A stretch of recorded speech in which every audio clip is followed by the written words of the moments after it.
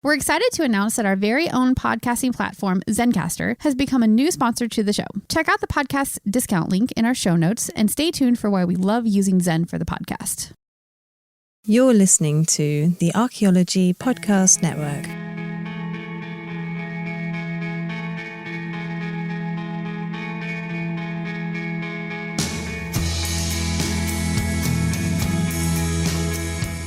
Hello and welcome to the Archaeology Show, episode 105. On today's show, I talked to Dr. Jonathan Marks about scientific racism and creationism. Let's dig a little deeper.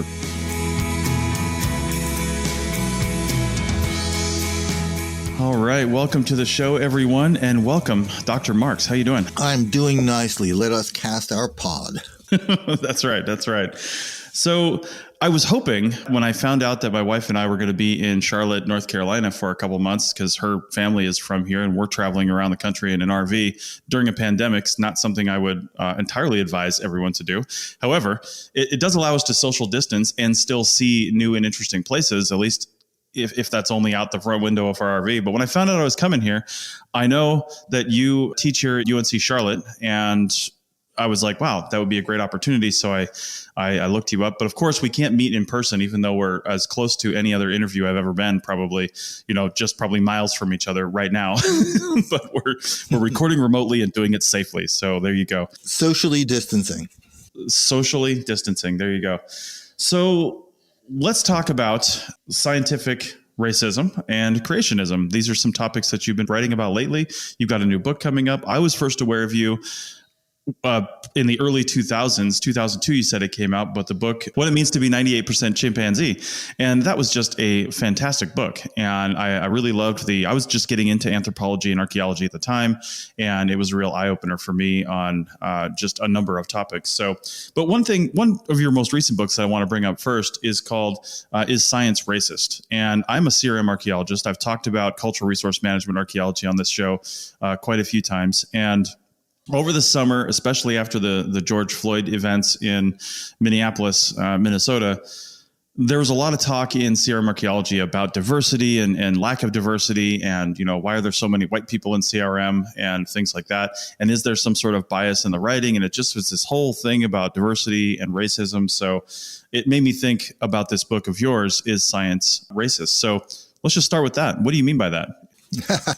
Well, scientific racism is one of the big stumbling blocks in science. We want, on the one hand, people to believe in science and to accept it. I mean, look at the things going on in the world right now. Of course, we want people to accept science. On the other hand, when science has said bad things and has said morally problematic things, we don't want people believing it. So, and unfortunately, it's generally left up to non-scientists to create that boundary. Back in the 1920s, if you weren't for eugenics, you were considered to be a creationist, an anti-science, and anti-evolution, etc., because the biologists had linked eugenics and evolution together so tightly that it was up to non-scientists to find a theory that would allow you to be an evolutionist but not a eugenicist.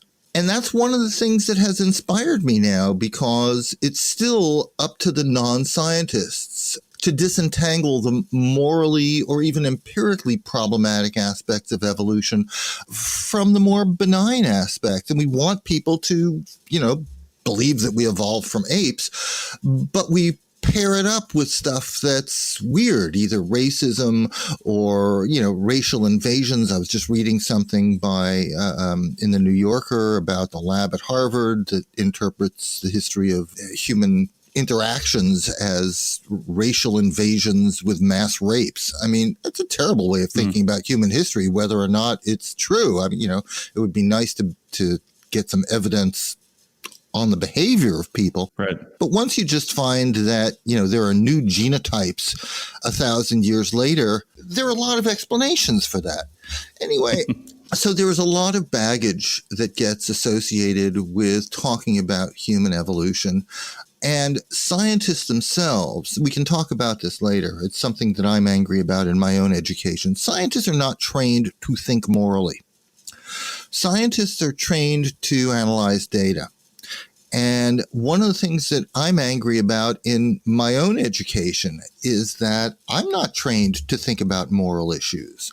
In the training of a scientist, we assume that you become a moral person by osmosis, and that somehow, you just accept it. You don't take moral philosophy or civics or things like that because that's soft humanities stuff. But that's where the issues in our society are right now. The basic questions of why do we have a government? Why do we pay taxes? Why do we want roads? Why do we want healthcare? And clearly that is what's missing from a lot of people's mindsets today, like half of the country. Right. So we have lost, I don't know if we ever had, but we've lost the ability to engage in a moral argument. And by argument, I mean conversation. I don't mean just yelling, "You're immoral, I hate you," and walking away, which is where we usually end up. And scientists are not trained to do that. The people who are trained to do that are philosophers and theologians. And we still denigrate that training in education. We want everybody to be STEM. We want everyone to take STEM. And STEM is going to teach you certain things, but it's not going to teach you how to be a better citizen and how to be a good person. And that is clearly what is really needed in society today, not can you explain the structure of DNA. Yeah, this concept of scientists not trained to think morally really does come up in my own field of CRM archaeology as well, especially when it concerns Native American sites. And yeah, we're trained as archaeologists to collect data and in some cases interpret data, but not all the time, right? Sometimes as a CRM archaeologist, especially a field technician, like you don't have time for interpretation, right? That's somebody else's job. You're just collecting data in a scientific way in the field, and then you're moving on to another project and somebody else is doing interpretation. And you've got a deadline. Oh yeah, absolutely. Yeah, in CRM, yeah. So that's what your job is to collect the data out in the field. And we have a lot of people that get offended when a Native American group that has an ancestral relationship to the area that you're working in says, yeah, we'd like you to treat the artifacts this way. We'd like you not to dig anything up. We'd like you to do this and do that. And they just don't want to take into account anything that they have to say. And instead just fall back on their academic training that says, well, yeah, but we need to record all this because data, without looking at the broader implications of that. So we're definitely dealing with these issues in the broader sense of CRM archaeology. Well, one of the broader anthropological issues that I'm trying to invoke to talk about both scientific racism and creationism, and it sounds like CRM archaeology, is that, the very first question that was tackled by professional anthropologists was kinship. And kinship is really, really important in human societies. And I think the most important truism here is that the ancestors are always sacred. And we've never really internalized that scientifically within anthropology. We've internalized it sort of symbolically on the humanistic end, but we like to think about the ancestors as being dead meat and, old bones in the scientific end of biological anthropology. And that has not served us particularly well, especially, when it came to NAGPRA in 1990. That was an acknowledgement that there are other ways of thinking about dead people, in addition to just thinking of them as bones and rotting meat.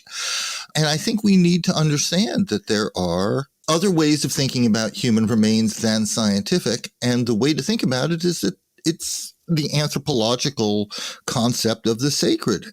And I mean that in the sense of not necessarily holy, although, of course, there are people who worship their ancestors, but in the sense of special. And, you just can't treat bones as if they were rocks, and you can't treat human remains as if they were something else. And of course, we have this tradition in science of devaluing everything and also devaluing especially the way non-scientists think about the objects that we are working with. Right. And I think that's going to change. And it's going to change for very good anthropological reasons. A colonial mindset is never a successful attitude. No, definitely not. And it comes down to that age-old problem of trying to remove your own personal biases from the from the science, right? From whatever you're doing. And my own self, case in point, I'm an atheist. I don't have any particular attachment to my own remains whenever that happens. My wife and I have talked about it before, and she's kind of the same way. And I'm like, she's like, oh, where do you want to be buried? It's like, I literally don't care. Like, I don't even want to be buried. Like, do whatever you got to do. Just get rid of it. Right. And I don't necessarily feel that way about my ancestors either. It's really more their deeds and what they did and remembering them that way. But I don't really care about the remains. But I can't impose that thinking on other people and expect them to follow that at the same time. As an archaeologist, I've got to go out and, respect that. Well, I mean, I have my dad's ashes in an urn, and, those are my dad's remains, and I would feel kind of bad if somebody vacuumed them up. But, right. That's all I mean by sacred. I mean that, it's my dad's remains, and sure. I treat them as something that's not just dirt. It's special dirt. Exactly. Yeah. And everybody feels differently. And, a good scientist should, again, as I said, respect that. So, I mean, back to the book, Is Science Racist? Well, we know that science of the past, and the past could be 10 minutes ago or 100 years ago, but science of the past, I mean, we all know that mistakes were made and people's thinking was definitely not in line with the way people think today, not necessarily wrong for the time either, which is, the way culture shifts and changes. But as we re-examine those old scientific theories and some of the seminal papers and books and things that the foundation of a lot of fields that we work in were built on, and we start to reanalyze, well, who are these people that were, making these theories and projections, and how do we change things? My question is, do you think science is still racist? I mean, probably to a degree, but is it at least getting better? The answer is yes, but it's slowly and surely. A wonderful book by a British science journalist named Angela Saini called Superior talks about how in the present tense, there are these weird right-wing symposia on eugenics that they try to keep secret, but then they get outed and people yell and scream. And those are getting fewer and fewer in number. Mm-hmm. And the scientists who overtly say that, for example, Black people are genetically stupid. Those people are fewer and fewer in number. Again, 40 years ago, there were more of them.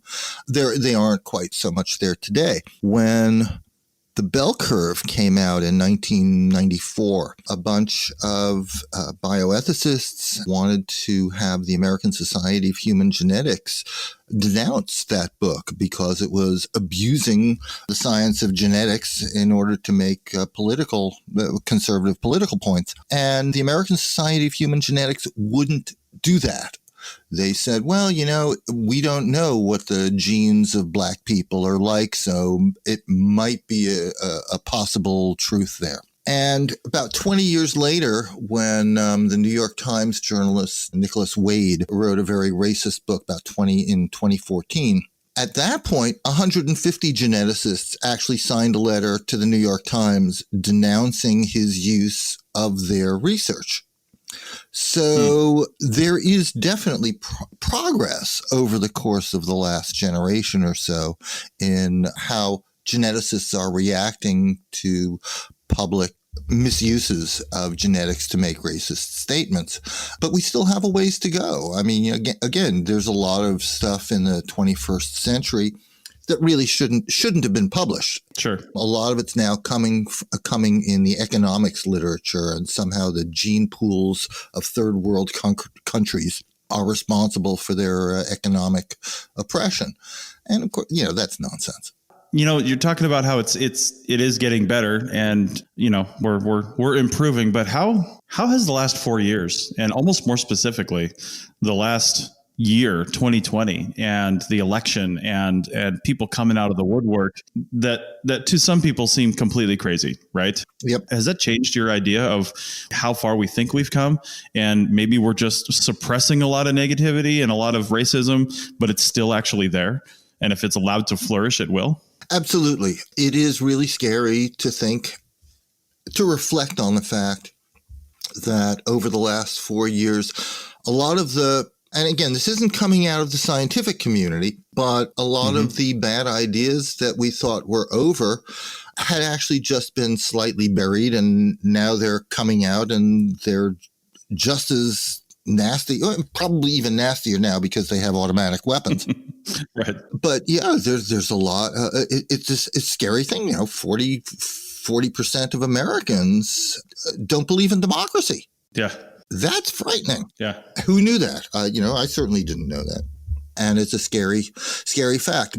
But 40% of Americans believe all kinds of weird things. And it's not the same 40%. That's what's weird. 40% of Americans are young Earth creationists. 40% of Americans believe in ancient astronauts. And 40% of people in North Carolina won't get vaccinated for COVID. So maybe it's like some sort of weird American magic number, 40%, but we don't know how they overlap, and we don't know, but they're out there. We need to do something about it. The simple fact that there are still flat earthers tells me that we've got a long way to go. I'm not sure if it's that there are still flat earthers. I think that's a relative novelty. I think it's really only in the last couple of decades that we've seen people actually claiming to be flat earthers and demanding that you debate them to prove that the earth is really round. I don't know what their motivation is. As far as I can tell, their motivation is pretty much just to show what wise asses they are. It seems like it. Whereas with all of the other anti-science kinds of positions that are out there, only creationism is really biblically, religiously motivated. People who are flat earthers, some of them can cite some biblical chapter and verse to rationalize their position, but I think most of them aren't biblical literalists. And I don't even know what the overlap between flat earthers and creationists are. I can tell you that on the creationist websites, they think the flat earthers are crazy, which is great. Right. Nice. Well, on that note, let's take our first break, and we'll come back on the other side and continue this discussion with Dr. John Marks back in a second. Chris Webster here for the Archaeology Podcast Network. We strive for high-quality interviews and content so you can find information on any topic in archaeology from around the world. One way we do that is by recording interviews with our hosts and guests located in many parts of the world all at once. We do that through the use of Zencastr. That's Zencastr. Zencastr allows us to record high-quality audio with no stress on the guest. Just send them a link to click on, and that's it. Zencastr does the rest. They even do automatic transcriptions. Check out the link in the show notes for 30% off your first 3 months, or go to zencastr.com and use the code TAS. Looking to expand your knowledge of X-rays and imaging in the archaeology field? Then check out An Introduction to Paleoradiography, a short online course offering professional training for archaeologists and affiliated disciplines. Created by archaeologist, radiographer, and lecturer James Elliott, the content of this course is based upon his research and teaching experience in higher education. It is approved by the Chartered Institute for Archaeologists as 4 hours of training. That's in the UK, for those of you that don't know. So don't miss out on this exciting opportunity for professional and personal development. For more information on pricing and course structure, visit paleoimaging.com. That's PALEO imaging.com, and look for the link in the show notes to this episode. All right, welcome back to the Archaeology Show, episode 105, and I'm talking to Dr. John Marks. And we left off talking about racism in science, and not necessarily racist scientists, but definitely racism in science. And before we started talking, and actually in the last segment, we mentioned some things about getting into the Bible and creationism. And then over the break, we were talking about the Flat Earth documentary on Netflix and flat earthers and creationists. So let's talk about the Bible and creationism and where we want to go with that. So just kick us off with that topic on your thoughts on it. Okay, well, I mean, I've always taught everything historically and epistemologically. So when I teach introductory biological anthropology, I'm always focused on not just what do we think, but why do we think it, and what did we think before we thought this. And so I've been fascinated by the fact that biological anthropology is uniquely situated in the sciences in that we have people on either side of us who don't like our science. We've got the racists who don't like our official authoritative statements about human diversity, and you've got the creationists who don't like our official authoritative statements about human origin. And physicists don't have to worry about that. Chemists don't have to worry about that. Yeah. So I've actually spent most of my career just vacillating back and forth between engaging with the racists and engaging with the creationists. Yeah, the first solo book I wrote was called Human Biodiversity, and that was pretty influential in its time for summarizing what we knew about human variation in the mid-1990s. And then what happened is that title, that phrase, human biodiversity, I coined it in order to come up with a different way of talking about human variation that wasn't racial. An alternative to thinking about race would be human biodiversity. What are those patterns? And that phrase got co-opted by the scientific racists. So what I intended to be a phrase meaning an antonym of race is now used as a synonym. So I can't use my own phrase, human biodiversity, because that's been co-opted by the right as a new term for race. So I wanted to get back to human variation at some point. And in 2014, I was at Notre Dame writing a book called Tales of the X-Apes. And so that was on evolution. And while I was there, I got cold called by Polity Press, which is very good social science press in the UK. And they were interested in whether I wanted to do a short book on scientific racism. And I said, yeah, I'd like to revisit that topic. Yeah. So when I finished Tales of the X-Apes, we wrote that, and that did well enough that they said, hey, you want to write another book for us? And I said, yeah, let's do a creationism book. So that's pretty much how this book came about. When I was teaching at Berkeley, for example, I would spend, most of the semester talking about why we don't believe in what came to be known as intelligent design. Why isn't a species like a watch? And why is a species more like a breed, a variety, a subspecies than a species is like a mechanism, which of course is the fundamental replacement of the metaphor that Darwin does in the 1860s by saying, I learned in school that a species is like a watch, but it's not. It's more like a variety or a breed or a subspecies. So they've gotten this all semester. And I'm teaching human evolution at Berkeley, and the founder of intelligent design, a law professor named Phil Johnson, was teaching there in the law school. So I would have him come out and give a guest lecture on intelligent design. And I figured, if he won any souls for intelligent design, then I hadn't done my job particularly well. But it was really interesting. I learned more about intelligent design by simply having a very cordial lunch with Phil Johnson than I ever would learn from their writings. For example, Johnson gave the example to my class. This is 1998, 1999, of how Windows 98 was an example of intelligent design. Now, of course, these are sophisticated Berkeley students in the audience, and they knew that Windows 98 had crashed the day that Bill Gates tried to demonstrate it. So it was not a very good operating system, right? But this was his example of intelligent design. And over lunch, I asked him, look, if Windows 98 is evidence of intelligent design, what is Mac OS? I mean, it's a better designed system by a different designer. So is intelligent design theory, is that even compatible with monotheism, or is it really a polytheistic theory? And Johnson, just said very casually, we're casting our net widely. It's just as compatible with polytheism as it is with monotheism.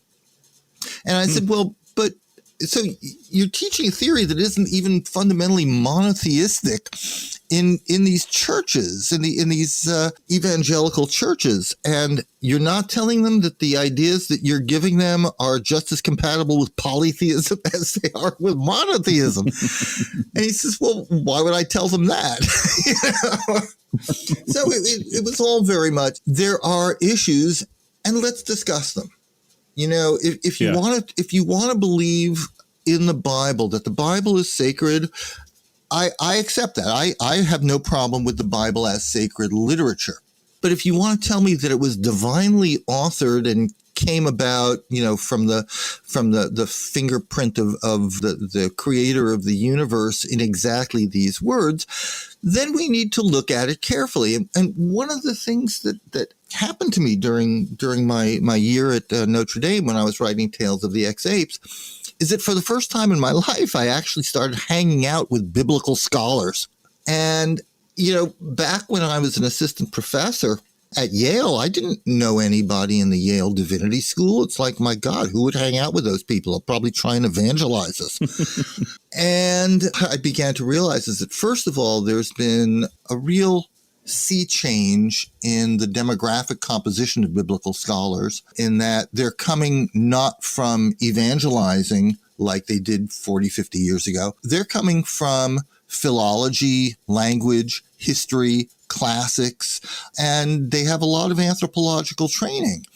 And the Bible scholar of today, you know, who's an associate professor, is not necessarily the strong believer that you might think they are. So I started hanging out with some of these people, and it's really wonderful to talk to them because they, you know, they're our allies against the creationists. Biblical scholars don't take the Bible literally. And a biblical literalist is, in fact, a greater challenge to a biblical scholar than to an anthropologist, because the biblical scholar has to change how that person is thinking about their most fundamental ideas.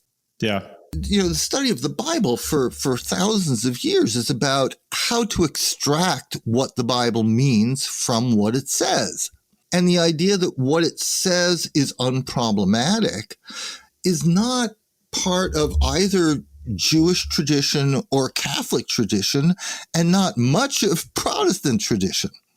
In other words, creationism isn't a science versus religion issue. It's a religion versus religion issue. It's about how to understand the Bible. Mm-hmm. And neither Catholics nor Jews have traditionally believed. I mean, there are some creationists among them. Some people, you know, take it a little more strongly than others. But in Judaism and Catholicism, it's always about what does the Bible mean for a congregation today, in spite of what it says to congregants of, the later Bronze Age. One of my most favorite discoveries, I was reading St. Augustine. I mean, who reads St. Augustine, right? Except biblical scholars. And the last book he wrote was called On Taking the Bible Literally, or On Taking Genesis Literally. And he really, St. Augustine, this is like, 300 AD. He really wants to take the Bible as seriously as he can. And he's stuck on one passage in Genesis. And that is, Adam and Eve eat the apple and their eyes were opened. And St. Augustine actually says, how can we take this literally? Because literally it would mean that their eyes had been closed all this time. They've been walking around the Garden of Eden, bumping into things. Right. And obviously, the only way to understand that is metaphorically. Their eyes were opened metaphorically, and they could see morality.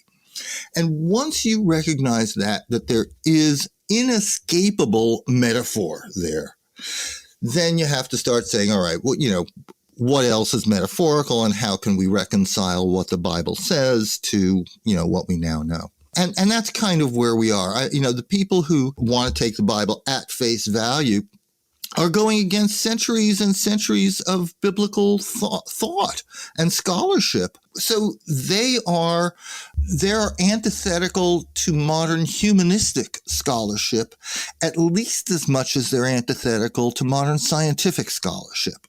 And that's, I think, what's missing from the discussions of creationism. So when we're looking at creationists now, I mean, I feel like I'm probably not plugged into the same news articles and sources and things that you are when I'm looking at my news feed, but I feel like I hear way less about creationism now than we even did, 5, 6, 7 years ago.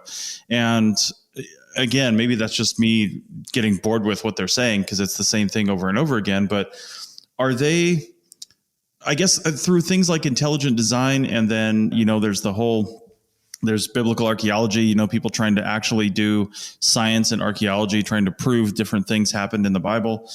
But, the minute you start going into real science and you start using real science to try to justify your position, I think most of us would probably realize that their position's going to be on pretty shaky ground. So what are creationists standing on today if they themselves are even knocking these things down by trying to do science to prove their own theories? The biggest spokespeople for creationists are, of course, the ones in the Kentucky Noah's Ark Museum and the Creationist right. Museum down there. And you're right. They're saying the same old things. I'm not interested so much in arguing with them. You might as well argue with a Trumpist or, a flat earther. Yeah. But I am interested in explaining to a reader or to a student why we think that the Bible is literature.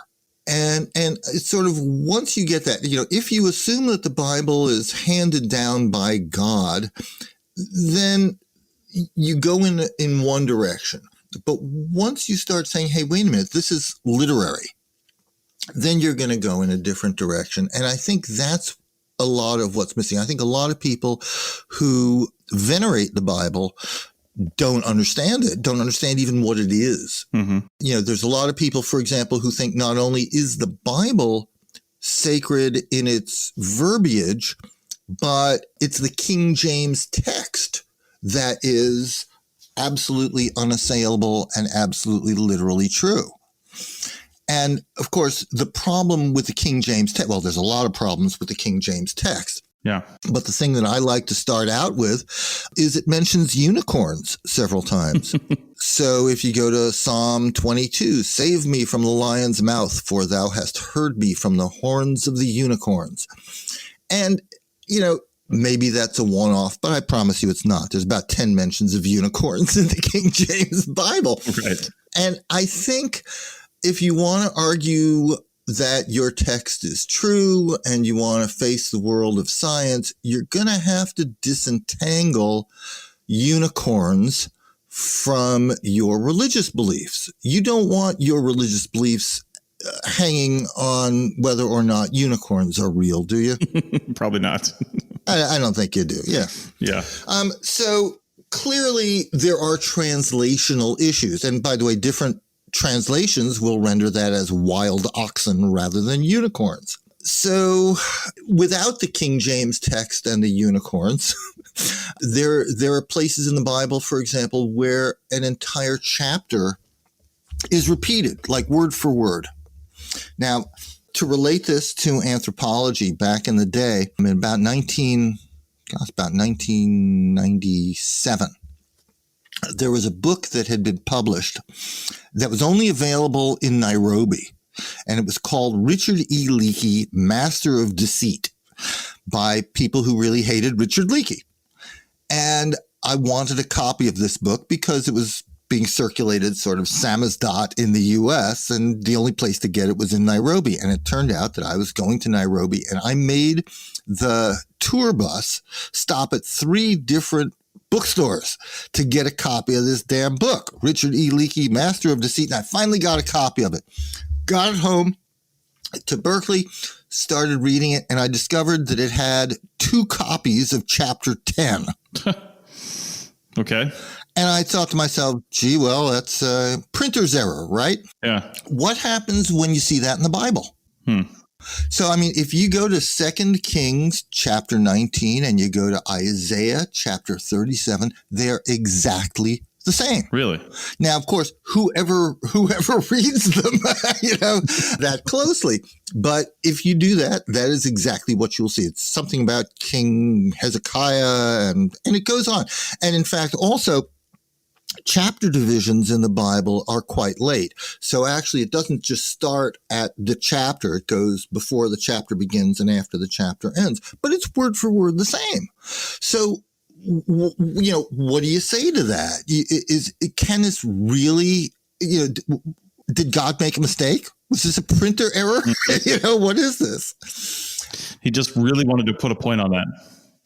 Yeah, and it's a very boring story also about King Hezekiah, I might add. So, Nice. So the point is that the Bible looks like sacred literature. Mm-hmm. So why would you think that it is something other than sacred literature? Yeah. And that's, I think, where we need to go.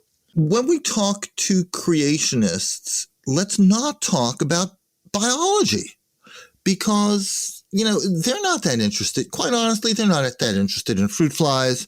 They're not that interested in Homo erectus. There are other things that are prioritized with creationists. But if we want to start, I think, by getting them to think more critically about the Bible itself, that's sort of what my goal is. Not to argue whether your story about biology is right or my story about biology is right, but what are you even basing your story on?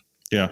So another great thing in the Bible, again, that sort of is the Bible saying to us, this is literature, okay? Mm-hmm.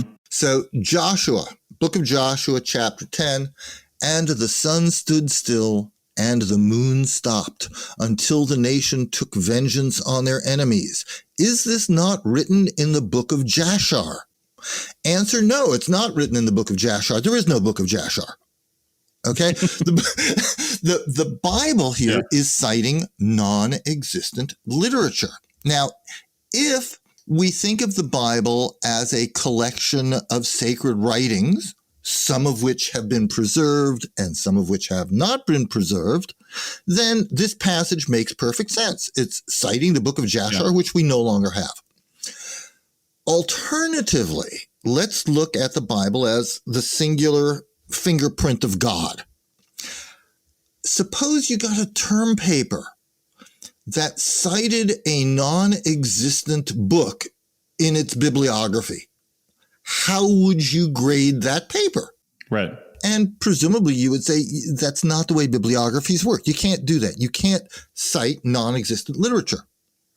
Okay, so maybe the book of Jashar in the book of Joshua is a one-off, and it was an accident, and maybe it was supposed to be book of Leviticus or something. Well, it turns out that there's another reference to the book of Jashar in the Bible, and that's in 2 Samuel. He ordered that this book, the Song of the Bow, be taught to the people of Judah. It is written in the book of Jashar. So there's two references to this non-existent book in the Bible. Yeah. And what does it mean if the Bible is invoking non-existent literature to justify the claims it's making? It means that it's literature. So, in fact, there are all kinds of books, by the way, mentioned in the Bible that aren't actually extant anymore. I want to bring that up on the other side of this next break because that's incredibly interesting to me and quite frankly makes a lot of sense. So let's do that on the other side of this break in the final segment when we come back with Dr. John Marks. Back in a minute. You may have heard my pitch for membership. It's a great idea and really helps out. However, you can also support us by picking up a fun t-shirt, sticker, or something from a large selection of items from our TeePublic store. Head over to arcpodnet.com/shop for a link. That's arcpodnet.com/shop to pick up some fun swag and support the show. All right, welcome back to the Archaeology Show, and this is the final segment of episode 105 with Dr. John Marks, and we are talking about creationism right now. And before the break, you mentioned, the book of Jashar being mentioned several times and a bunch of other books being mentioned in the Bible that don't actually exist. Well, my first thought as a scientist are, well, first off, I'm also an atheist, so I don't really see the Bible as a perfect, complete text, which I know some people do. And this is one good reason for that. But then my thought is, okay, but it is a piece of literature and it is a piece of historical literature for that matter. And is it possible that those are just lost? Like those books just don't, they were written, but they were never included for some reason. And somebody knew about them because they made reference to them. And then we go from there. So just from a pure, I guess, academic point of view, is it possible that those exist, but they've just been lost? And why doesn't that matter so much to, biblical scholars? why are they just kind of ignoring that? Oh, no. For biblical scholars, it definitely matters. I mean, the biblical scholar interprets it exactly the same way you do. The problem is with the creationist, and the biblical scholar is not a creationist. Yeah. And one of the interesting things that one hears from biblical scholars is that they don't engage with creationism, because creationism is not just bad science. It's actually worse theology than it is science. And I've had Christian theologians literally say it in those words to me. Mm-hmm. So the interlocutor here is not a biblical scholar, because a biblical scholar and an archaeologist are really going to be on the same page most of the time, especially when it comes to, what is the Bible and what sense do we make of it? But it's the citizen who is just sort of listening to their pastor in church on Sunday telling them things that are baloney that are the people that I think we need to get to. So can we keep talking about wonderful problems with the Bible? Absolutely. Keep going. Okay. 2 Chronicles. This is another good one. All right. King Solomon is building his majestic temple, and outside of it, he has a giant pool. And the pool represents, I guess, the earth or the sea. And the 2 Chronicles tells us, Solomon made the molten sea. It was round, 10 cubits from rim to rim, and 5 cubits high. So it's 10 cubits from rim to rim, circular bowl. A line of 30 cubits would encircle it completely. Okay, so now we have a little problem of geometry. If you have a round bowl filled with water and it's 10 cubits wide, would a line of 30 cubits encircle it completely? And the answer is, of course not, because a line of 30 cubits would fall 1.4 cubits short, because pi is 3.14 and not 3.0. And if you want to build a giant pool that is 10 cubits in diameter, then a line of 30 cubits is going to have to be a little short, because the circumference of that 10 cubit wide pool is going to be 31.4 cubits. Right. So how do we reconcile this geometric problem with the realities of geometry? Right. And we could say it was a miracle. Maybe somehow the line of 30 cubits grew a cubit and a bit, or maybe pi was different. Was pi different in the days of King Solomon? Maybe God didn't know the value of pi. Not. Yeah. Or obviously, the narrative is slightly inaccurate. It was written by someone who knew that pi was about 3, and a cubit is the length from your elbow to your fingertip.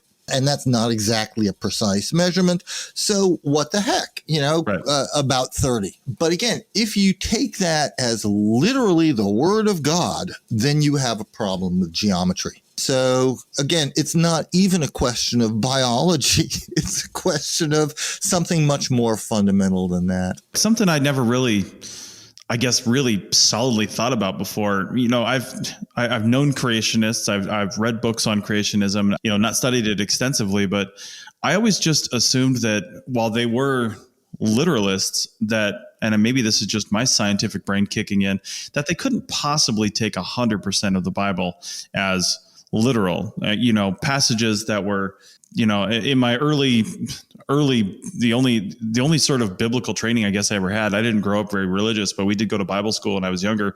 And I remember seeing the red passages were like stuff that Jesus actually said in the particular Bible that we had, and things like that. So in my mind, if something was going to be literal, it was going to be the stuff that Jesus said, that if I were going to take things literally, would be those things right there, or the things that he was supposed to have said. But do creationists really take every single word of the Bible as literal? Is that, your real dyed-in-the-wool creationist, is that what they think? Well, there is a spectrum of beliefs, I'm sure. But, 200 years ago, Thomas Jefferson was cutting up his Bible and taking out the things that he didn't think Jesus said and leaving in the things he did think Jesus said. So this is not exactly new. Sure. But once you are a biblical literalist, once you say the book of Jashar, let's get back to the book of Jashar. Once you say that book is missing and has been lost, then you leave yourself open to the argument that maybe the book of evolution has been lost too. And once you start saying as a creationist, okay, maybe these passages should be understood metaphorically, then you leave yourself open to, okay, maybe the 6 days of creation need to be taken metaphorically as well. And that's what real Christian theologians have been saying for, at least 150 years. So the problem is, again, not with the biblical scholars. The problem is with the rank and file who are told things by uneducated leaders of their flock and need to learn some anthropology. Yeah. I mean, Adam and Eve, just talking about Adam and Eve, the most fascinating thing about Adam and Eve to me as an anthropologist is that they were horticulturalists, right? They're tending a garden. Right. So and this in fact was a big issue in the 1800s for the scholarly community, namely, what about hunters and gatherers? Because if Adam and Eve were horticulturalists, and we know ethnographically and archaeologically that there are people who don't do food production, is that degenerate? Were their ancestors horticulturalists? Or was hunting and gathering primordial and agriculture discovered on that basis? Well, that was one of the first questions that had to be answered in the early 1800s. And of course, it's in parallel with biology. You have John Lubbock, who is the neighbor of Charles Darwin. And so in 1865, John Lubbock writes Prehistoric Times. And Prehistoric Times is the book that establishes for the entire academic community and the literate community that hunting and gathering is primordial in human existence. And consequently, once again, you have to think of Adam and Eve differently or metaphorically, because horticulture and agriculture and growing your own food is something that was discovered and implemented after people had been hunting and gathering for a very long time. And once you establish that, once again, it becomes easier to talk about other things that the Bible got wrong. Yeah. But that's a very anthropological thing. And, you can argue all you want about fruit flies and about Homo erectus. But hey, let's start talking about hunters and gatherers. Yeah. Are they primordial or are they degenerate? And once you go there, you realize that, in fact, Genesis is far worse on anthropology and archaeology than it is on biology. I mean, God did not, whatever you think of chimpanzees, God did not make corn. Right? We know who made corn. It was made by Mesoamericans. It was made by people, and they did it a few thousand years ago. If you want to start trying to relate it to the Bible, you sort of have to ask, how did it get lost from Europe, Asia, and Africa until, the 16th century? You might ask, how did Noah drop it off in Mexico? Right. I mean, these are questions that archaeology is pretty clear about, and absolutely refutes what's in the Bible. But unfortunately, we keep talking about creationism as if it's just a biological issue. And it's not. It's something that is much bigger than biology. And that's really where my book, which will be out in the spring, is going. Yeah, and let's talk about that in a second here. First, I would like to bring up another example, though, dog breeding, right? I mean, if we can create new breeds of dogs now, I mean, the Labradoodle did not exist 20 years ago. But if we can make new breeds of dogs now, and we can put hybrid vegetables together in a garden, like any person with a plot of land behind their house can dump two things together and make hybrid vegetables. And if we can do that now, why is there this massive assumption that these things weren't happening intentionally, if not naturally, when things just kind of happen that way through evolution and, different types of breeding? It just floors me that people can't see that. Well, but that's exactly Darwin's fundamental argument in The Origin of Species, is that a species is not like a human-made mechanism. It's like a very large dog breed. Mm-hmm. Yeah. Or a very large, pigeon breed. Right. And that's a better metaphor for understanding what a species is than a watch. Yeah, indeed. So, well, we're just about out of time, and I actually pulled up the page here, and we're going to link to your next book coming out, Why Are There Still Creationists? Human Evolution and the Ancestors. And it says on the Polity Books website, July of 2021. I don't know if they've pushed that out from spring a little bit just because of COVID or what, but hopefully they stick to that because it sounds like it's going to be a fascinating read. Can you give us the answer? Why are there still creationists? Yeah, it's a paradox. There aren't still creationists. Creationism that we see now is a very reactive position, and it's not at all, again, primordial. It's a big mistake to think that what Ken Ham and biblical literalists today are promoting is actually the resistance that Darwin met 150 years ago. What we see now in the biblical literalism is very, very reactive and not at all ancient. Well, good to know. I think my final question for you is, where are you going from here? This book is more than likely written. I don't know if you're just working on some edits or something like that, but at this late stage in the game, you're probably pretty much done with it. So where are you going from here? Are you sticking with this theory and sticking with creationists and the Bible and things like that, or are you going some other way? Well, I should be receiving galley proofs in about 5 days on this book. So when it's out in July or perhaps June, I will be working on something else. And that book will probably get back to questions about popular assumptions in genetics. So I'm vacillating between creationism, I guess, and racism again. But this won't be focused so much on racism as on an over-reliance on folk ideas about heredity, of which racism is just kind of one. But we haven't really gotten very much into that yet. I'm still working on the creationism book. Sure. Why are there still creationists? Exactly. Well, hopefully we can have you on again when you're ready to talk about that next book, because it sounds like another fascinating topic. So sounds good. Again, thanks for coming on, Dr. Marks. We really appreciate it. Pleasure. And we will see everybody here next week. Thank you.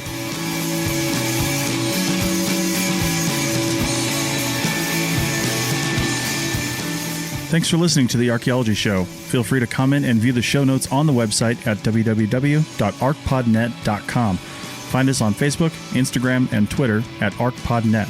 You can also find us on the Lyceum app, a podcast app just for educational podcasts. Music for this show is called I Wish You Would Look from the band Sea Hero. Again, thanks for listening and have an awesome day.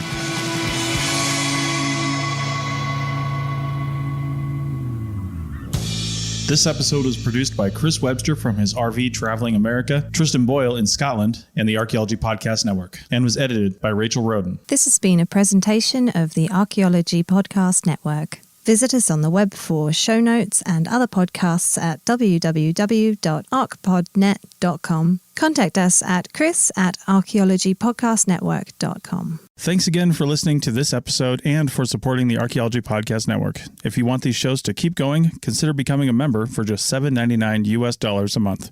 That's cheaper than a venti quad eggnog latte. Go to archpodnet.com/members for more info.